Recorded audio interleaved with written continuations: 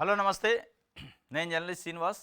ఈరోజు న్యూస్ అనాలిసిస్లో ముందుగా ఆంధ్రప్రభ పేపర్లో వచ్చిన వార్తల్ని చూద్దాం. ఉత్తరాంధ్రలో పీఆర్టీ అభ్యర్థి శ్రీనివాసులు గెలిచిండు.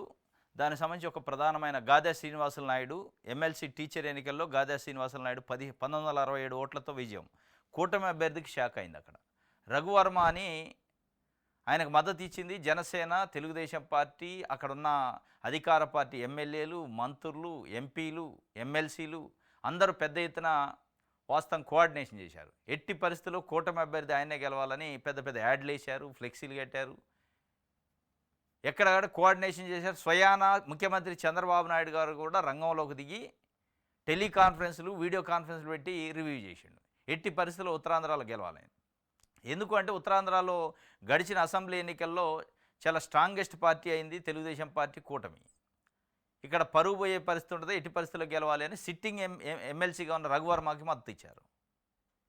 ఆయన గెలవాలని స్వయంగా ముఖ్యమంత్రి, మంత్రులు, ఎమ్మెల్యేలు, ఎంపీలు, ఎమ్మెల్సీలు కోఆర్డినేషన్ చేసి తిప్పలబడ్డారు బాగానే. కానీ ఎట్టి పరిస్థితుల్లో వీళ్ళందరినీ మట్టి కరిపించి గాదె శ్రీనివాసులు నాయుడు పీఆర్టీకి సంబంధించి, అంటే ఈయన ఏ పార్టీకి సంబంధం లేదు, వాస్తవంగా పొలిటికల్ పార్టీకి సంబంధం లేకుండా టీచర్ల సంఘాలు ఆయన గెలిపించుకున్నాయి.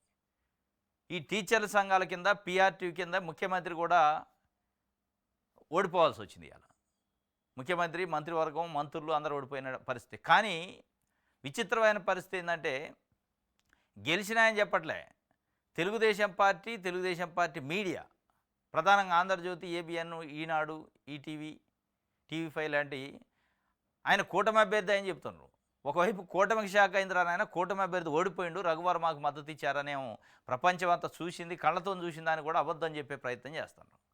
ప్రపంచం అంతా కళ్ళతో చూసింది.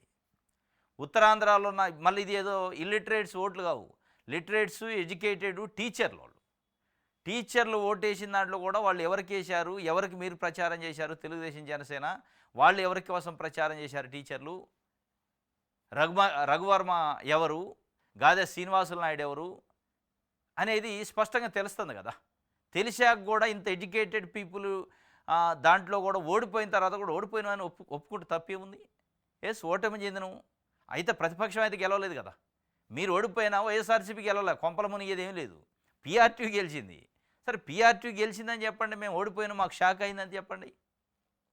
లేదు మేము ఎట్లా ఓడిపోయినాం, మా క్యాండిడేట్ అది అంటే ఎవడు గెలితే వాడు మనోడేనా?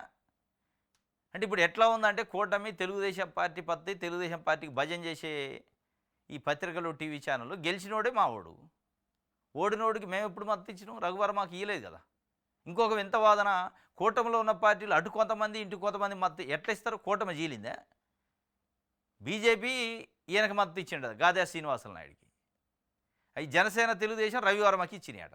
అంటే కూటమి చీలిక వచ్చిందా, కూటమి కుంపటి స్టార్ట్ అయిందా? మరి అదాన్ని ఒప్పుకోవాలిగా. మరి అక్కడ ఒక దగ్గర ఇచ్చిందే, ఈ గోదావరి జిల్లాలలో, కృష్ణా, గుంటూరులో ఉన్న గ్రాడ్యుయేట్స్లో కూడా ఎవరికి వాళ్ళు ఇచ్చారా? అక్కడికి వెళ్తేనే లేదు కూటమి. ఆలపాటి రాజా గారు గెలుస్తాడు, మంచి మెజారిటీ వచ్చింది. అది కూటమి ఖాతాలో వేయాల్సిందే, చంద్రబాబు నాయుడు గారి ఖాతా, తెలుగుదేశం పార్టీ, కూటమి కూడా కాదు, దాంట్లో డౌట్ లేదు.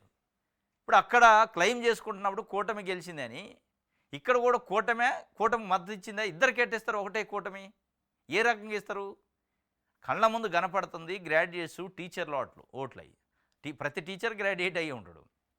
చదువుకున్న వాళ్ళు వేసే ఓట్లలో కూడా సరే మీరు ప్రచారం చేశారు, ముఖ్యమంత్రితో సహా రివ్యూ చేసిండు, ఓటమి అనేది సహజం ఎన్నికల్లో. అని పెద్ద ఇప్పుడు ఆ ఓడిపోగానే ప్రభుత్వం కూలిపోదు, చంద్రబాబు నాయుడు గారు ముఖ్యమంత్రి దిగిపోడు, దానికి ఎందుకు? లేదంటే ఆడ వైసీపీ గెలవలే, గెలిచింది పీఆర్టీ.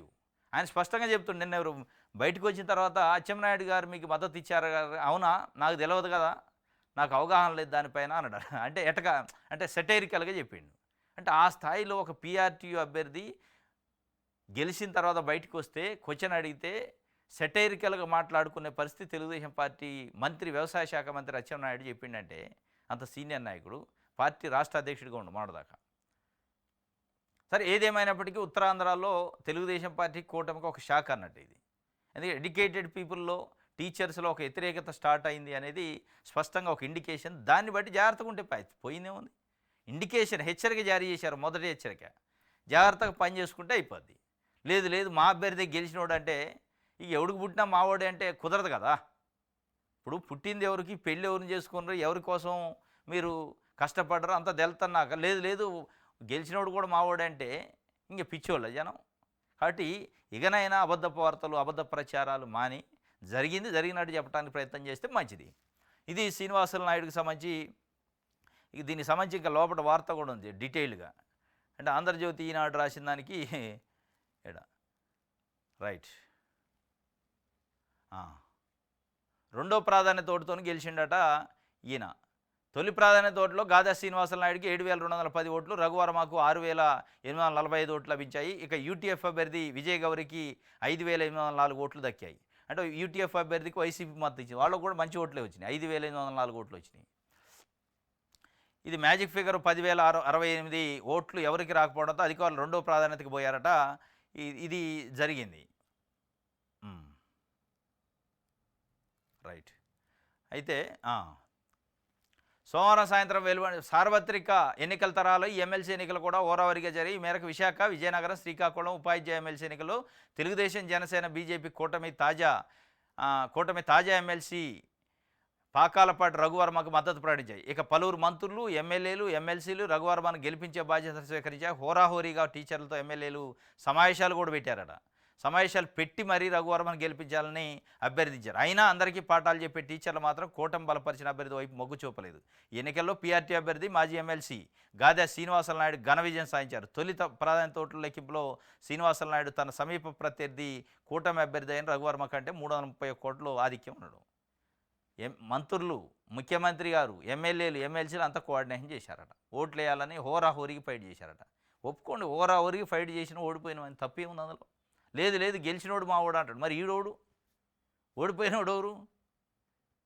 గెలిచిన అభ్యర్థి మా ఓడు అంటున్నారు. ఎవడు గెలిస్తే వాడంటే ఇక నీతి నియమాలు నైతిక విలువలు ఉండాలి కనీసం. ఇట్లా మొత్తానికైతే ఆయనే బయటకు వచ్చి ఆశ్చర్యం వ్యక్తం చేశాడు. అచ్చెన్నాయుడు మీకు మద్దతు ఇచ్చారట. అవునా, నాకు తెలియదే, నాకు దానిపైన అవగాహన లేదు అన్నాడట. అంటే ఏ రకమైన సెటైరికాలో దీన్ని బట్టి అర్థమైంది. సరే, ఇది ఒక వార్త అయితే. ఇంకొకటి,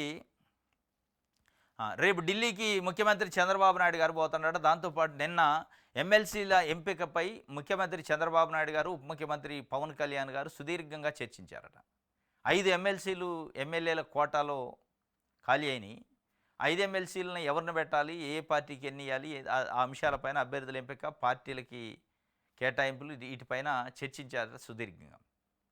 దాంట్లో స్పష్టంగా నాగబాబు గారికి జనసేన నుంచి ఒకటి సీటు అడుగుతున్నారు. ఆయనకి దాదాపు ఖాయమైనట్టేనట. ఆ ఖాయంతో పాటు ఉగాది తర్వాత మంత్రివర్గంలో కూడా చోటు ఇస్తారనేది ఒక చర్చ. దాంతోపాటు ఇక్కడ కీలకమైనది ఏంటంటే 5లో ఒకటి జనసేన పోతే ఇంకా 4 ఉంటే ఇంకొకటి బీజేపీ అడుగుతుందట. అది పెద్ద ఇప్పుడు కొరకరానికి అయ్యింది చంద్రబాబు నాయుడు గారికి. ఇక జనసేన పని అయిపోయింది, వాళ్ళు ఒకటి ఇస్తున్నారు, వాళ్ళు పక్కకు తప్పుకుంటారు. ఇప్పుడు ఆ బీజేపీకి ఇవ్వాల్సిన సీటు పైన కసరత్తు జరుగుతుంది. అయితే బీజేపీ నాయకులను పిల్లలు వీళ్ళిద్దరే కూర్చున్నారు. బీజేపీ అడిగితే ఏం చేద్దాం అనే దానిపైన నువ్వేమన్నా చేసుకో, నాకు ఇచ్చేది ఒకటి అని ఈయన చెప్పి ఉంటాడు పవన్ కళ్యాణ్ గారు. ఇక 4 పైన మళ్ళీ తేల్చుకోవడానికి ఢిల్లీ పోతాడు చంద్రబాబు నాయుడు గారు అనేది ఒక విమర్శ. కాకపోతే అనేది ఒక చర్చ. కాకపోతే బయటికి చెప్పడం రాష్ట్రం కోసం పోతున్నా అంటాడుగా. రాష్ట్రం కోసంతో పాటు ఇది ప్రధానమైన అంశం అట. 4 ఎమ్మెల్సీలు ఉన్నాయి, మరి నన్ను ఎట్ట నింపుకుంటారు, ఎవరిని పెట్టమంటారు, మీ పర్మిషన్ ఇవ్వండి అని అడుక్కునే పరిస్థితికి వచ్చింది ఇవాళ. చంద్రబాబు నాయుడు గారు పార్టీ పరిస్థితి, తెలుగుదేశం పార్టీ పరిస్థితి ఇవాళ అధిష్టానం ఎక్కడుందంటే తెలుగుదేశం పార్టీకి చంద్రబాబు నాయుడు గారు లెక్కలేదు, అమిత్ షా, మోడీ లెక్క ఉంది. ఇప్పుడు రాజ్యసభ సభ్యులను ఎంపిక చేయాలంటే ఢిల్లీ పోయి కూర్చొని చర్చించాలా. ఏది బీజేపీ కాంగ్రెస్ నాయకులు పోయి కూర్చున్నట్టే. సేమ్ చంద్రబాబు నాయుడు గారి పరిస్థితి కూడా అదే అయింది. ఎమ్మెల్సీ ఎన్నికలు ఖాళీ అయినాయి అంటే అది దానికి కూడా పోయి కూర్చోవాలి. వాస్తవంగా బీజేపీకి సరిపోని మ్యాజిక్ ఫిగర్ కూడా లేదు ఎమ్మెల్సీ కోసం. అయినప్పటికీ వాళ్ళని పోయి వాళ్ళ పర్మిషన్ అనుమతి తీసుకొని నింపుకునే పరిస్థితికి వచ్చింది. అంటే మరి తెలుగుదేశం పార్టీ రాష్ట్ర పార్టీయా, జాతీయ పార్టీయా, లేదా బీజేపీ పార్టీయా? దీని అధిష్టానం మోడీ, అమిత్ షానా, లేదా చంద్రబాబు నాయుడు గారా అనే ఒక ప్రశ్న అయితే ప్రజల్లో మెదులుతుంది. ఇప్పుడు ఢిల్లీ 3 రోజులట, 3 రోజుల పాటు సుదీర్ఘంగా చర్చించి ఆ 4 ఎమ్మెల్సీలు నేనే తీసుకుంటా అంటడం. ఇక వాళ్ళు బలవంతంగా ముక్కుబిండి వసూలు చేసి చెప్పలేము. ఇక ఒకటైతే బీజేపీ పోతే, ఒకటి జనసేన పోతే, ఇక 3 ఉంటాయి. ఈ 3 కోసం 30 మంది పోటీ పడతారు. ఇప్పుడు మరి ఏం చేస్తారో చూడాలి. మొత్తానికి అంటే ఢిల్లీలో అధిష్టానం ఉన్నట్టయింది తెలుగుదేశం పార్టీకి, ఇక్కడ లేదు. ఇక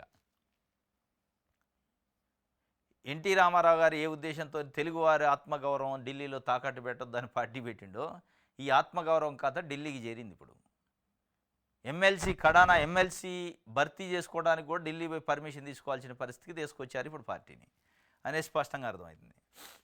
సరే, ఇది ఒక వార్త. అయితే సాక్షి పేపర్ చూద్దాం. బాబు ప్రజాకంటక పాలనకు టీచర్ల చెంపదెబ్బ, మాస్టర్ స్ట్రోకు. ఉత్తరాంధ్ర టీచర్ల ఎమ్మెల్సీ ఎన్నికల్లో కూటమి అభ్యర్థి రఘువర్మ ఓటమి. ఉపాధ్యాయ సంఘాల భర్తీగా గాదె శ్రీనివాసులు నాయుడు ఘన విజయం. గెలిచినోడే మా ఓడు అన్నట్టు తెలుగుదేశం పార్టీ ఒక కొత్త నాటకం తెరలేపిందట. నా విజయానికి ఏ పార్టీతో సంబంధం లేదని ఆ అభ్యర్థి చెప్పిండు. వీళ్ళు సంకలు గుద్దుకుంటున్నారు. మా ఓడిదే, మేమే మద్దతు ఇచ్చినాం అంటున్నారు.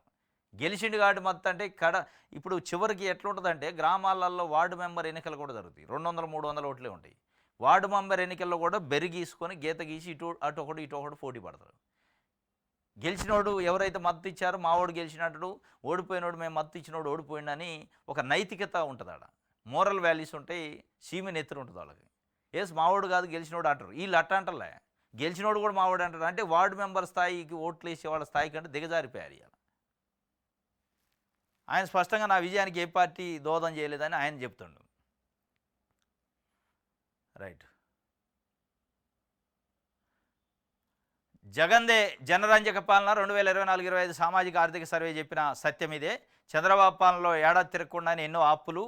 2023-24 వరకు వాస్తవ బడ్జెట్ అప్పు 4,91,000 కోట్లు. అంటే జగన్మోహన్ రెడ్డి గారు దిగిపోయేటప్పుడు వాస్తవ బడ్జెట్ అప్పు 4,91,000 కోట్లు. 2024-25 నాటికి అది ఎంత అయిందంటే 5,64,000 కోట్లు. అంటే ఎంత పెరిగినట్టు? దాదాపు 1,50,000 కోట్ల రూపాయలు అప్పు పెరిగింది.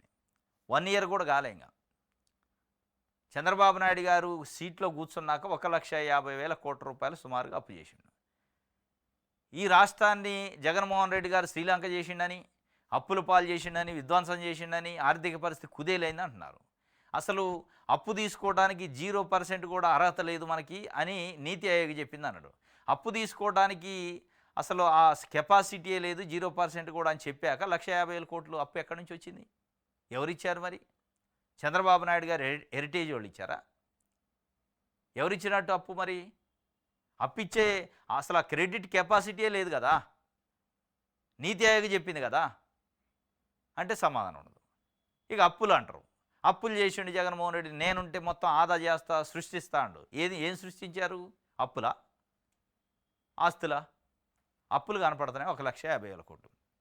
ఇక దీన్ని చూస్తే ఇక జగన్దే జనరంజకం తప్ప ఇక్కడ ఇప్పుడు గమ్మత్ ఏంటంటే, సరే జగన్మోహన్ రెడ్డి 4,91,000 కోట్లు ఆయన దిగిపోయేటప్పుడు అప్పు ఉంది అంటే దాంట్లో ఒక 3,70,000 కోట్ల దాకా ప్రజలకు పంచిండు. అది బట్టలు నొక్కడంటారా మీరు ఏ పద్ధతి అని అనుకోండి, కానీ ఏదో ఒక రకంగా పేద ప్రజలకు మేలైంది. మరి ఇక్కడ ఏమి లేదు కదా. 9 నెలల నుంచి ₹1 ఇచ్చింది లేదు, తల్లికి వందనం లేదు, రైతు భరోసా లేదు, కాపు నేస్తం లేదు, ఈబీసీ నేస్తం లేదు, మత్స్యకారు నేస్తం లేదు, ఏది లేదు. కానీ 1,50,000 కోట్లు అప్పు అయింది అనేది ఇప్పుడు ప్రధానంగా చర్చ. జిఎస్డిపిలో 35.15% పెరిగిన అప్పు, తగ్గిన రాబడి, పారిశ్రామిక వృద్ధి లేదు. రెవెన్యూ, ద్రవ్యలోటు, నిత్యావసరాల ధరలు భారీగా పెరుగుదల, జగన్ హయాంలో తగ్గిన పేదరికం, మెరుగైన జీవనోపాధి, డీబీటీతో లీకేజ్ లేకుండా లబ్ధిదారులకు ఆర్థిక సాయం, వైఎస్ఆర్సీ పాలనలో నాడు నేడు ద్వారా భారీ మౌలిక సదుపాయాల కల్పన, రైతు కోసమే సెకీ విద్యుత్ ఒప్పందం, వ్యవసాయంలో 5 ఏళ్ళు గణనీయమైన ప్రగతి ఉందని చెప్పి ఇది జగన్మోహన్ రెడ్డి లేకపోతే సాక్షి పేపరు, వైఎస్ఆర్సీపీ చెబుతాను లెక్కలు కావు. సామాజిక ఆర్థిక సర్వే, సోషల్ ఎకనామికల్ సర్వే అని ఒకటి ఉంటుంది. సోషియో ఎకనామిక్ సర్వే అని గవర్నమెంటే రిలీజ్ చేస్తుంది. ఆ రిలీజ్ చేసిన లెక్కల ప్రకారం జగన్మోహన్ రెడ్డి పాలనలో అప్పులు ఎంత ఉన్నాయి, ఇప్పుడు ఎంత ఉన్నాయి, అప్పుడు ఎట్లా అభివృద్ధి ఉంది, ఇప్పుడు ఎట్లా అభివృద్ధి అనేది ఒక డాటాని ఇచ్చింది గవర్నమెంట్ ఆఫ్ ఇండియా. దానికి సంబంధించే ఇచ్చారు. మొత్తం మీద ఒక మ్యాజిక్ ఫిగర్ అప్పులు ఒక ఫిగరు శాంపిల్ తీసుకున్నా కానీ క్లియర్గా కనపడుతుంది. 1,50,000 కోట్ల రూపాయలు అప్పులు చేసిండు. ఎన్ని? 9 నెలల్లో. మరి ఆ 1,50,000 కోట్లు ఒక 20,000 కోట్లు 30,000 కోట్లు ప్రజలకు ఇచ్చిండంటే ఇయ్యలే. మరి ఎడిపోయినాయి? మరి ఏం చేస్తున్నారు అనే దానికి సమానం లేదు. కాబట్టి పేదరికము తగ్గుదల కానీ, పేదల యొక్క జీవన ప్రమాణాలు కానీ జగన్మోహన్ రెడ్డి పరిపాలనా కాలంలోనే చాలా అద్భుతంగా అనేది ఆ రిపోర్ట్ ప్రకారం చెప్తుండట. ఇది ఇంకోటి సెకీ ఒప్పందం కూడా, సెకీ విద్యుత్ ఒప్పందం రైతుల కోసం 25 సంవత్సరాల పాటు చౌకైన ధరలలో పంపిణీ చేసే కార్యక్రమాన్ని తీసుకున్నారు. కానీ అది అవినీతి అక్రమం అన్నారు, కానీ రద్దు చేసే దమ్ము లేదు. 1,750 కోట్ల రూపాయలు లంచం ఇచ్చి ఒప్పందం చేయించకుండా ఆదాని వచ్చి అంటున్నారు. కానీ ఆ ఒప్పందాన్ని రద్దు చేయట్లేదు. పనికిరాని ఒప్పందం అంటారు, కానీ రద్దు చేసే పరిస్థితి లేదు. మరి దాని వెనకున్న మతలబ్ ఏందో ఇక జనాలకు అర్థం కావాలి. అవి సీఎం పదవిలో ఉన్నవారు మాట్లాడే మాటలేనా? చిత్తూరు జిల్లాలో చంద్రబాబు వ్యాఖ్యలపై మండలిలో బొత్స ఫైర్ అండ్ లబ్ధిదారులకు రాజకీయాలు పార్టీలు అంటగడతారా? వ్యవస్థలే సిగ్గుపడాలి. వైఎస్ఆర్సీ ప్రభుత్వంలో మా సీఎం ఎప్పుడు మా పార్టీ వాళ్ళకే సాయం చేయమని చెప్పలేదు. ఆ 5 ఏళ్ళు రాగద్వేషాలకు అతీతంగా పార్టీలతో సంబంధం లేకుండా అర్హులందరికీ సాయం చేశాం. బాబు వ్యాఖ్యలపై సీఎంఓ వివరణ ఇవ్వాల్సిన అవసరం లేదా? తమ ప్రభుత్వానికి పేదలే ప్రతిపాదిక అన్న మంత్రి అచ్చెన్నాయుడు అయితే సీఎం మాటల తప్ప అంటూ బొత్స నిలదీత. బొత్స సత్యనారాయణ ఎల్ఓపి మండల్లో అంటే లీడర్ ఆఫ్ అపోజిషన్ శాసన మండలిలో ఆయన నిన్న ప్రభుత్వాన్ని గట్టిగా నిలదీసిండు. ముఖ్యమంత్రి చిత్తూరు జిల్లాలో వాస్తవంగా మాట్లాడిండు చాలా ఎబెట్గా ఉన్నాయి. దేశంలో నాకు తెలిసి ఏ ముఖ్యమంత్రి మాట్లాడి ఉండడు. దేశంలోని అత్యంత సీనియర్ నాయకుడిని, రాజకీయ నాయకుడిని అని చెప్పుకునే చంద్రబాబు నాయుడు గారు వాస్తవంగా ఆయన నోటి నుంచి నేను కూడా ఊహించాలి ఆ మాటలు. సరే, ఎంత పొలిటికల్ పార్టీ ఏదైనప్పటికీ ఆయన కొన్ని మోరల్స్ ఉంటాయి. అంటే ఒక అడ్మినిస్ట్రేటరు అనే ఒక బ్రాండ్ ఉంది. అట్లాంటి అడ్మినిస్ట్రేటర్ కాస్త ఫక్తు రాజకీయ నాయకుడు లెక్క మరి ఒక ముఖ్యమంత్రి హోదాలో ఉండి వైఎస్ఆర్సీపీ వాళ్ళకి ఏం చేయొద్దు, ఏం లబ్ధి చేయొద్దు ప్రభుత్వం నుంచి అంటే పార్టీల పరమైన ప్రభుత్వం లేదా ప్రజల ప్రభుత్వం అనేది వాస్తవంగా ఆయన స్థాయిని, ఆయన హోదాని, ఆయన హుందాతనాన్ని తగ్గించుకోండు. దాంట్లో డౌట్ లేదు. దాని మీద నిన్న బొత్స సత్యనారాయణ గారు మండలిలో ప్రశ్నించారు. ప్రభుత్వం ఏ ప్రభుత్వం అయినా ఇది అనకూడని మాటలు, సీఎం స్థాయిలో ఉండి సీఎం పదవిలో ఉన్నవారు ఈ మాటలు అంటారా? అసలు అర్హుడా? దీనిపైన సీఎంఓ ఎవరిని ఇవ్వకూడదా? ఎందుకు ఇవ్వద్దు అని చెప్పి కూడా అడిగిండు. కానీ దాని మీద ఎదురుదాడి చేశారు. మొత్తానికైతే ఇది ఒక వార్త. గెలిచినోడే మావాడు, టీడీపీ సరికొత్త నాటకం. గాదే తమవాడంటూ మంత్రి అచ్చెన్న వ్యాఖ్యలు. ఎన్నికల్లో అధికారికంగా రఘువరమకు టీడీపీ మద్దతు. కూటమి పార్టీ గుర్తులు, అధినేతల ఫోటోలతో ప్రకటనలు. సీఎం చంద్రబాబు, పవన్, లోకేష్ ఆదేశాలతోనే అభ్యర్థిగా వర్మ పేరు ఖరారు. స్వయంగా ప్రకటించిన ఆ పార్టీ రాష్ట్ర అధ్యక్షుడు పల్లా శ్రీనివాసరావు. పోలింగ్ రోజు ఓటింగ్ను పరిశీలించిన కూటమి ఎమ్మెల్యే ఉత్తరాంధ్ర ఎమ్మెల్సీ ఎన్నికల్లో ఓడిపోవడంతో కొత్త రాగం. రఘువర్మ, గాదే ఇద్దరు తమవాళ్లేనంటూ వ్యాఖ్యలు. ఇది రఘువర్మకు మద్దతుగా కేంద్ర మంత్రి రామనాయుడు ప్రచారం నిర్వహించిన వీడియో కోసం క్యూఆర్ కోడ్ ఇది క్లిక్ చేస్తే అవుతుంది. కేంద్ర మంత్రి వచ్చి చేసిండు. ఇక పల్లా శ్రీనివాసరావు డైరెక్ట్ మా అభ్యర్థి రఘువర్మ అని అనౌన్స్ చేసిండు. ఆయన సంబంధించిన ఇక పోస్టర్లు వాళ్ళు ప్రచారం చేసింది. తెలుగుదేశం పార్టీ రంగు, తెలుగుదేశం పార్టీ సింబల్లు, వాళ్ళకి సంబంధించిన ఫోటోలు, కూటమి ఫోటోలు అన్నీ వేశారు. కానీ ఓడిపోయింది కాబట్టి లేదు ఓడిపోయినోడు మావాడు కాదు, గెలిచినోడు మావాడు. ఇది ఎట్లా ఉందంటే చిన్నపిల్లగాళ్ళ శాస్త్రం లెక్క ఉంది. ఇప్పుడు గెలిచినోడే మావాడు, ఇక ఓడిపోతే కథం వదిలేయటం అనే పద్ధతిలో. సరే, మీరు గెలిచినోడు మావాడు, ఓడిపోయినోడు మావాడు కాదన్న ప్రజలకు తెలుసు. ప్రజల నైతికంగా మీరు అక్కడ దెబ్బతిన్నట్టే, నైతికంగా రాజకీయంగా విలువలు కోల్పోయినట్టే. ఇప్పుడు ఏ రాజకీయ పార్టీ అయినా, రాజకీయ నాయకుడు అయినా ఓడిపోయినప్పుడు ఓటమని అంగీకరించాలి. ఎస్, ఓడిపోయిన దాని మీద ఎందుకో రివ్యూ చేసుకుంటాం అనాలి తప్ప లేదు ఓడింది కాదు మావాడు, గెలిచినోడు మావాడు అయిపోయాయంటే అది మనమే ఆత్మహత్య చేసుకుంటున్నట్టు, ఆత్మ వంచన చేసుకుంటున్నట్టు. వీడు అన్ని ఇచ్చిండు. జనసేన పార్టీ మద్దతు ఇస్తున్నట్టు లెటరు, తెలుగుదేశం పార్టీ నాయకులు కూటమి రఘువర్మకు మద్దతు, ప్రెస్ మీట్లు ఇవన్నీ ఉన్నాయి, రకరకాలుగా ఉన్నాయి. కానీ ఇప్పుడు ఎందుకు మరి వెంటనే యూటర్న్ తీసుకుంటారు అంటే భయపడతాను. మీకో దండం, మాకు రోడ్డు వేయండి. వైద్యం అందక 2 నెలల్లో 3 చిన్నారులు మృతాట. డిప్యూటీ సీఎం పవన్ కళ్యాణ్కు మోకాళ్లపై వేడుకలు. వీరభద్రపేట ఆదివాసీ గిరిజనుల వినూత్న నిరసన. దేవరపల్లి అట. డిప్యూటీ సీఎం పవన్ కళ్యాణ్ గారు మీకో దండం, మాకు రోడ్డు వేయండి అంటూ అనకాపల్లి జిల్లా దేవరపల్లి మండలం చింతలపూడి పంచాయతీ శివారు వీరభద్రపేట ఆదివాసీ గిరిజనులు చిన్నారులు వేడుకున్నారు. మోకాళ్లపై కూర్చొని చేతులు జోడించి దండం పెట్టి సోమవారం వినూత్న నిరసన దిగారు. రోడ్డు లేక మెరుగైన వైద్యం అందక వారం రోజుల వ్యవధిలో అదే గ్రామానికి చెందిన చిన్నారులు గమ్మెల ప్రవీణ్, సుకూరి చిన్నారి, గమ్మెల కావ్య మృతి చెందారని వేవపోయారు. ఇదే గ్రామ గిరిజనులు రోడ్డు కోసం సెప్టెంబర్లో బురదలో కూర్చొని తెలిపారు. అధికారులు దర్శించి సీసీ రోడ్డుకు ప్రతిపాదన పంపినా నేటికే అతిగతి లేదు. మండల కేంద్రానికి 8 కిలోమీటర్ల దూరంలో ఉన్న ఈ గ్రామానికి రోడ్డు నిర్మిస్తే బాగుంటుందని చెప్పి పాపం గిరిజనులు 3 చనిపోయారట. ఇక వాళ్ళు గతంలో సెప్టెంబర్లో బురదలో కూర్చొని నిరసన వ్యక్తం చేశారు. అవి పేపర్లో, టీవీలో వచ్చినాయి. అయినా కానీ చలనం లేదు ప్రభుత్వానికి. సెప్టెంబర్ పోయింది, మళ్ళీ ఫిబ్రవరి, మార్చి వచ్చింది. ఈ మధ్యకాలంలో రోడ్డు లేకపోవడం వల్ల, అంబులెన్స్ ఫెసిలిటీ లేకపోవడం వల్ల 3 చిన్నపిల్లలు చనిపోయారట.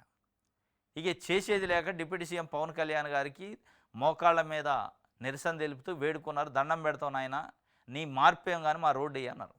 నేను మార్పు కోసమే రాజకీయాల్లోకి వచ్చిన, సామాజిక న్యాయం అనే ఒకసారి, సనాతన ధర్మం అనే ఒకసారి, ఈ రకరకాలు చెబుతున్నాయి. ఈ న్యాయాలు, ఈ ధర్మాలు పక్కన పెట్టు, మాకు రోడ్డు వేస్తే పిల్లల ప్రాణాలు పోతున్నాయి.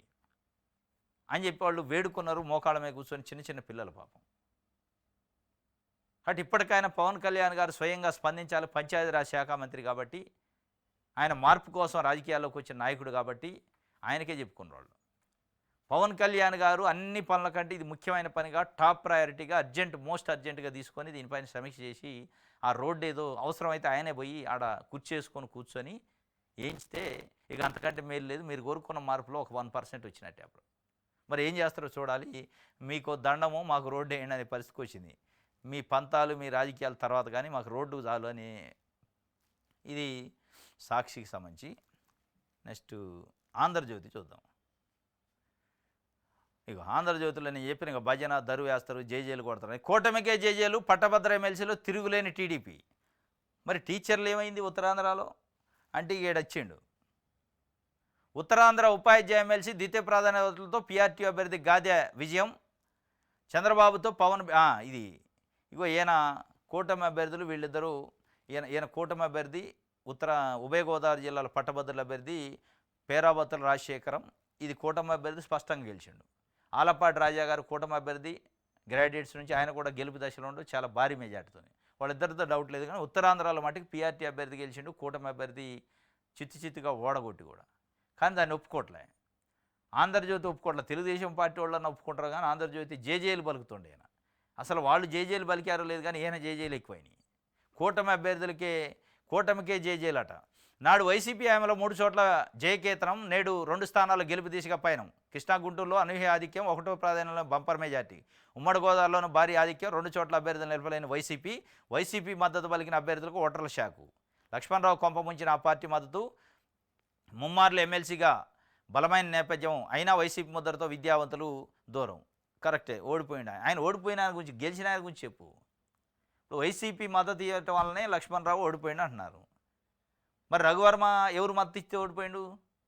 చంద్రబాబు నాయుడు గారు, పవన్ కళ్యాణ్ గారు, బీజేపీ, రాష్ట్ర కేబినెట్, కేంద్ర మంత్రులు అందరూ మద్దతు ఇచ్చారు కదా. ఓటమి గెలుపు అనేది ఎన్నికల సహజం.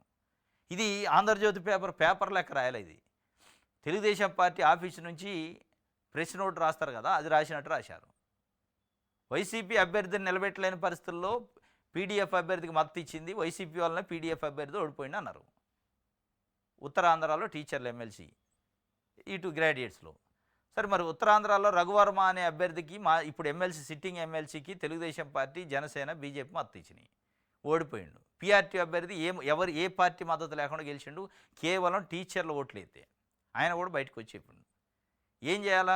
మేము 3 ఎమ్మెల్సీలో 2 గెలిచినా, ఒక దగ్గర ఓడిపోయినాం, కూటమి అనేది ఒప్పుకోవాలన్నా? లేదు. వాళ్ళు ఒప్పుకున్న ఏం ఒప్పుకోవట్లే. ఆంధ్రజ్యోతి ఏమేం రాధాకృష్ణ గారు జేజేలు పలికారు అంటుండు. ఓడిందని చెప్పట్లా, గెలిచిందని చెప్తుండు. ఇది మొత్తానికైతే ఒక షాకే కూటమికి. ఎందుకంటే ఇప్పటికైనా సమీక్ష చేసుకోవాలి. ఎందుకు మనకు ఓట్లు వేయట్లే టీచర్లు,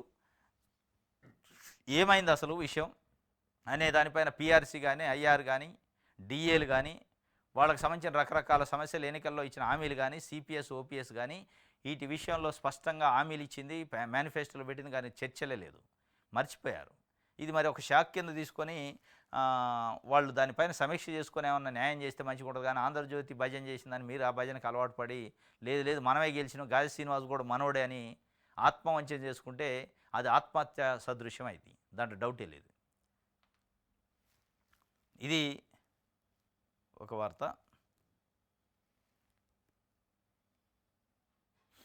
ఆ రోజుకు 3 రాజధానులు, ఇప్పుడేంటో పార్టీలో చర్చించి చెప్తా అని బొత్స సత్యనారాయణ నిన్న శాసన మండలి దగ్గర చెప్పిండు. ఆ రాజధానులపైన మీది ఏంటి అంటే, అప్పుడు మేము అధికారంలో ఉన్నప్పుడు 3 రాజధానుల డెసిషన్ అయితే తీసుకున్నాం, ఇప్పుడు ఏందనేది పార్టీలో డిస్కషన్ చేసిన తర్వాత చెప్తామని చెప్పిండు. అంటే ఒక రకంగా వైఎస్ఆర్సీపీ పార్టీ 3 రాజధానుల అంశం పైన యూటర్న్ తీసుకుందా అనే ఒక చర్చ అయితే జరుగుతుంది. లేదు అమరావతికి మేము కట్టుబడి ఉన్నామని మళ్ళా చెప్పే ప్రయత్నం చేస్తారా? లేదు, మేము ఏదైతే అధికారంలో ఉన్నప్పుడు చెప్పినామో 3 రాజధానులకే కట్టుబడి ఉన్నాం, రాజధానులలో 3 తప్ప 1 అనేది లేదు అని చెప్తారా అంటే, 1 అని చెప్పే పరిస్థితికి వచ్చినట్టు అనిపిస్తుంది. అమరావతి మా రాజధాని అనేది. ఎందుకంటే గడిచిన ఎన్నికల్లో రాజధాని అంశం కూడా ఒకటి వైఎస్ఆర్సీపీకి నెగిటివ్ అయింది. అసలు రాజధాని ఎక్కడో చెప్పుకోలేని పరిస్థితుల్లో ఆంధ్రప్రదేశ్ ప్రజలు ఉన్నారు. దానికి కారణం జగన్మోహన్ రెడ్డి 3 రాజధానుల ఇష్యూవే అనేది ఒక చర్చ కూడా వచ్చింది. కాబట్టి క్లారిటీగా ఉండాలని చెప్పి ఏమన్నా తీసుకోవాలి. కానీ ఒక యూటర్న్కి అయితే సిద్ధంగా ఉన్నట్టు అనిపిస్తుంది ఇది రాజధానుల విషయంలో. ఒకటే రాజధానికి ముందుకు పోయే పరిస్థితి అనిపిస్తుంది. రైట్, ఇది ఒక వార్త. దిశ చూద్దాం.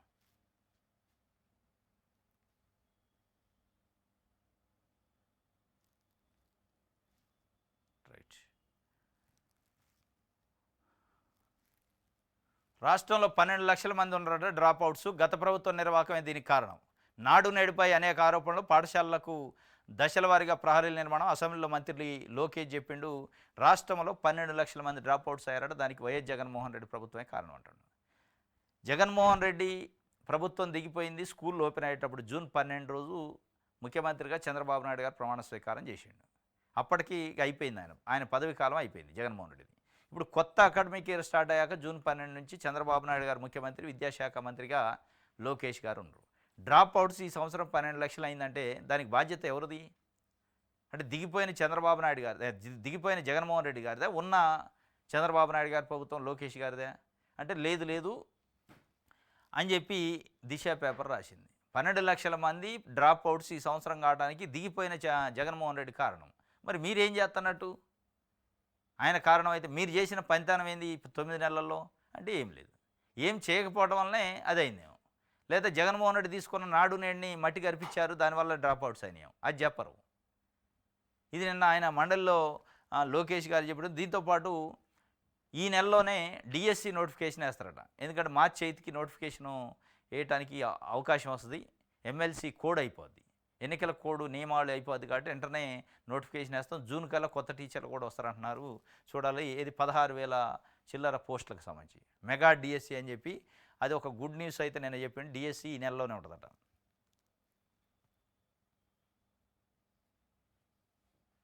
రైట్,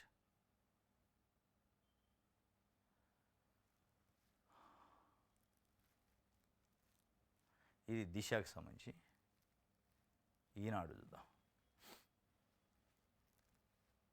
ఘన విజయం దిశగా కూటమి అభ్యర్థులు. గుంటూరు కృష్ణా పట్టభద్రుల స్థానంలో తిరుగులేని ఆధిక్యంలో ఆలపాటి. 6వ రౌండ్ ముగిసేసరికి 58,059 ఓట్ల మెజార్టీ. ఉభయ గోదావరి పట్టభద్రుల స్థానంలో తొలి రౌండ్లో రాజశేఖర్ అనే ఆధిక్యం. ఉత్తరాంధ్ర ఉపాధ్యాయ నియోజకవర్గంలో శ్రీనివాస నాయుడు గెలుపు. ఇద్దరిలో ఎవరు గెలిచినా కూటమి గెలిచినట్టేనట. ఎక్కడ? ఉత్తరాంధ్రలో. ఇద్దరిలో ఎవడు ఓడిపోయినోడు గెలిచినోడు మా ఓడే అంటున్నారు. ఇది మరీ సిగ్గు తప్పిన వారం, నైతికంగా చచ్చిపోయినట్టే. అది ఇద్దరిలో ఎవరు గెలిచినా కూటమి గెలిచినట్టే అని ఈనాడు పేపర్ బ్యానర్ ఐటమ్ పెట్టింది. విలువలతో కూడిన ఈనాడు అని చెప్తారు. ఏం విలువలు ఉన్నట్టు ఇందులో? ఇప్పుడు గెలిచిన అభ్యర్థి చెప్పాలి కదా. నా గెలుపుకి చంద్రబాబు నాయుడు గారు, తెలుగుదేశం, జనసేన పార్టీ కారణం అని చెప్పాలిగా. చెప్తుండా? ఆయన స్పష్టంగా ప్రకటన చేసిండు, చాలా క్లియర్గా అర్థమయ్యేటట్టు.